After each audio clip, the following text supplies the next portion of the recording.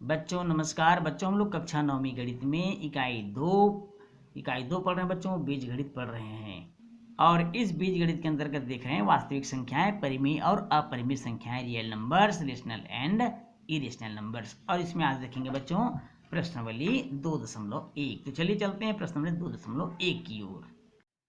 प्रश्नावली 2.1 में पहला प्रश्न है, निम्नलिखित कथनों के लिए उदाहरण दीजिए। केवल हमको यहाँ पर उदाहरण देना है बच्चों। पहला प्रश्न है, एक संख्या जो प्राकृत संख्या, पूर्ण संख्या, पूर्णांक संख्या है। ध्यान से देखेंगे, प्राकृत संख्या भी, पूर्ण संख्या भी और पूर्णांक संख्या भी, तीनों होना चाहिए। तो कौन सी संख्या है? 1 है, 2 है, 3 है, डॉट डॉट डॉट डॉट। इसको उत्तर हम लिखेंगे 1 2 3 डॉट डॉट डॉट डॉट। ये हमारा इसका क्या हो जाएगा? उदाहरण हो जाएगा। अगला प्रश्न है, एक संख्या जो पूर्ण संख्या हो परंतु प्राकृत संख्या ना हो। एक संख्या जो पूर्ण संख्या तो हो लेकिन प्राकृत संख्या ना हो, तो ऐसी संख्या केवल और केवल क्या है बच्चों? 0, शून्य है। अगला प्रश्न है तीसरा, एक संख्या जो परिमेय संख्या हो परंतु प्राकृत संख्या ना हो। परिमेय संख्या तो हो परंतु प्राकृत संख्या ना हो, तो यहाँ भी इसका उत्तर आएगा 0, शून्य आएगा बच्चों। तो ये तो था 2.1 के प्रश्न क्रमांक पहला। अब चलते हैं अगले प्रश्न की ओर। अब यहाँ पर बच्चों प्रश्न क्रमांक दूसरा देखिए, 6 व 7 के बीच 3 परिमेय संख्याएं ज्ञात कीजिए। तीसरा है 4/7 व 5/7 के बीच 5 परिमेय संख्याएं ज्ञात कीजिए। चौथा है 2/3 3/4 के बीच 3 परिमेय संख्याएं ज्ञात कीजिए। पांचवा है 1 और 2 के बीच की 4 परिमेय संख्याओं को ज्ञात कीजिए। लगभग सभी प्रश्नों में परिमेय संख्याओं को ज्ञात करना है, इनकी बीच की। तो चलिए इनमें से हम कोई 2 प्रश्न देख लेते हैं, बाकी दोनों को आपको करना है बच्चों। इसके बाद भी सवाल है, जैसे कि छठवां सवाल में लिखा है 5/10 और 9/10 के बीच कोई 3 परिमेय संख्याएं लिखिए।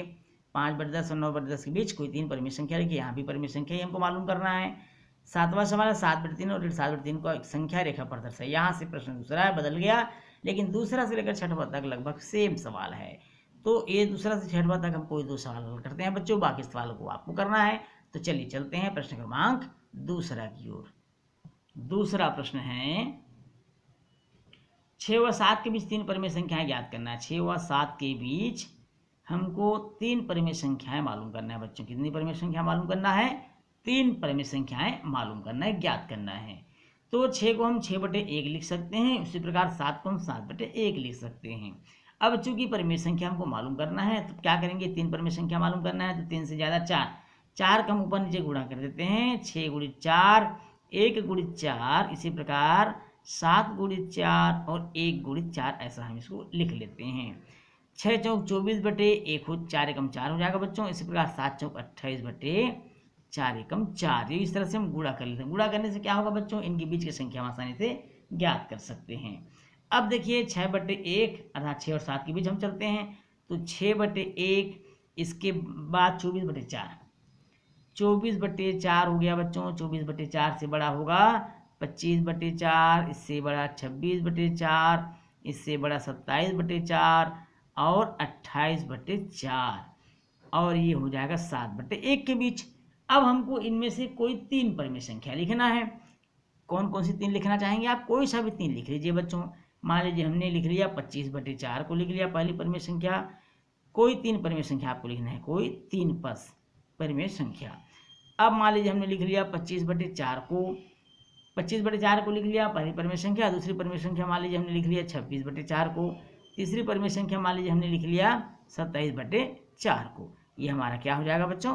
आंसर हो जाएगा। तो बहुत आसान है कि 6 और 7 के बीच परिमेय संख्या लिखना।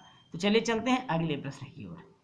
अब इसमें देखते हैं बच्चों प्रश्न क्रमांक चौथा, और प्रश्न चौथा में लिखा है 2/3 व 3/4 के बीच 3 परिमेय संख्या लिखिए। कितनी परिमेय संख्या लिखिए?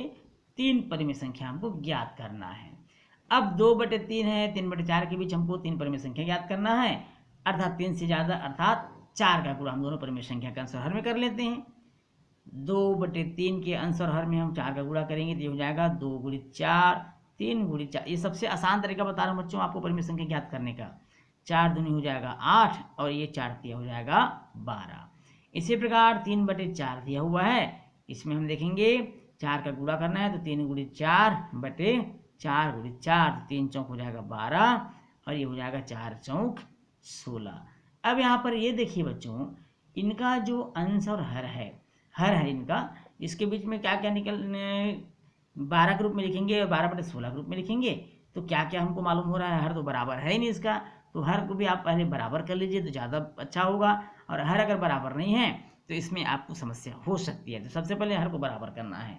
हर को बराबर करने के लिए क्या करेंगे बच्चों, 8/12 में ऐसी संख्या का गुणा कर दीजिए और 12 या फिर 12 और 16 का मस ज्ञात करते हैं। 12-16 का मस, 12 और 16 का मस क्या हो जाएगा, इनका मस निकाल लीजिए, फटाफट निकालिए। 12 और 16 का लस निकालिए बच्चों, यहाँ पर लस हो जाएगा 48, कितना हो जाएगा 48। अब 8/12 बराबर हो जाएगा, चूंकि 48 लस आया है तो 12 चौक 48, 8 गुणित 4, 12 गुणित 4, 4 से गुणा कर देंगे बच्चों तो 8 चौक 32 हो जाएगा, 12 चौक 48 हो जाएगा। इसी प्रकार 12/16 दिया हुआ है, 12/16 में 48 से 16 भाग करेंगे 3 बार जाएगा, 12 गुणित 3, 16 गुणित 3। अब 12 तिया 36 हो जाएगा और 16 तिया 48 हो जाएगा। अब देखिए 32 और 36 के बीच आपको बहुत सारी परिमेय संख्याएं मिल जाएंगी। चलिए देखते हैं कौन कौन सा। 32/48, 33/48, 34/48, 35/48, 36/48, ये इस तरह से बच्चों। अब इनमें से हमको कोई 3 परिमेय संख्या लिखना है। मान लीजिए हमने इसमें लिख दिया 33/48 को एक परिमेय संख्या, दूसरी परिमेय संख्या हमने लिख दिया 34/48, तीसरी परिमेय संख्या हमने लिख दिया 35/48। 33/48 एक परिमेय संख्या हो गई, दूसरी 34/48 है, इसको आप काट कर छोटा भी कर सकते हैं, विभाजित करके छोटा भी कर सकते हैं मासा से, और 35/48। तो इस तरह से हम 3 परिमेय संख्याएं क्या, बहुत सारी परिमेय संख्याएं ज्ञात कर सकते हैं। चलिए देखते हैं अगला प्रश्न। अगला प्रश्न हम चलते हैं बच्चों प्रश्न क्रमांक 6वां की ओर। 6वां प्रश्न है 5/10 और 9/10 के बीच 3 परिमेय संख्याएं लिखिए। बहुत सिंपल है, यहाँ पर गुणा करने की भी आवश्यकता नहीं।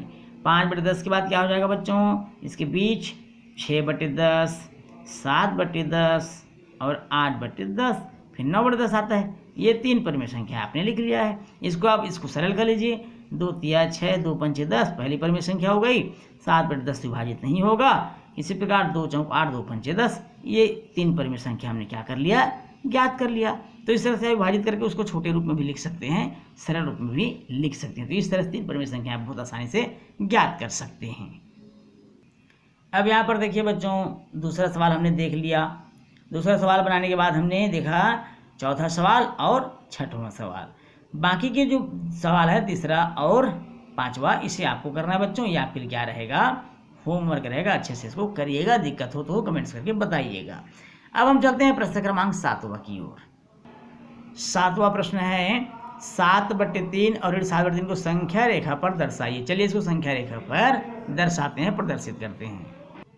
सबसे पहले बच्चों आपको संख्या रेखा का निर्माण कर लेना है। संख्या रेखा बीच में इस तरह से आप सुन लीजिए, एक तरफ धनात्मक संख्याओं को लिखिएगा, दूसरी तरफ ऋणात्मक संख्याओं को लिखिएगा। अब हमको प्रदर्शित करना है 7/3 और ऋण 7/3। तो ऋण 7/3 को इधर प्रदर्शित करिएगा और धन 7/3 इधर प्रदर्शित करिएगा।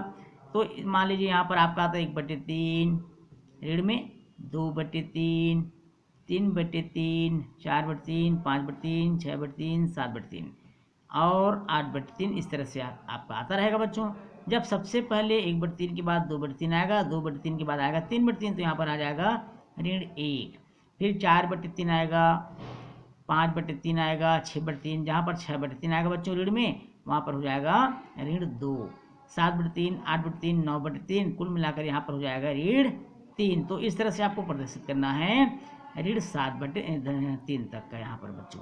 फिर आता है इधर धनात्मक संख्या को आपको प्रदर्शित करना है। समान दूरी पर आपको 1/3, 2/3, 3/3, 4/3, 5/3, 6/3, 7/3, 8/3, 9/3, इस तरह से यहाँ पर धन 1, धन 2, धन 3 हो जाएगा।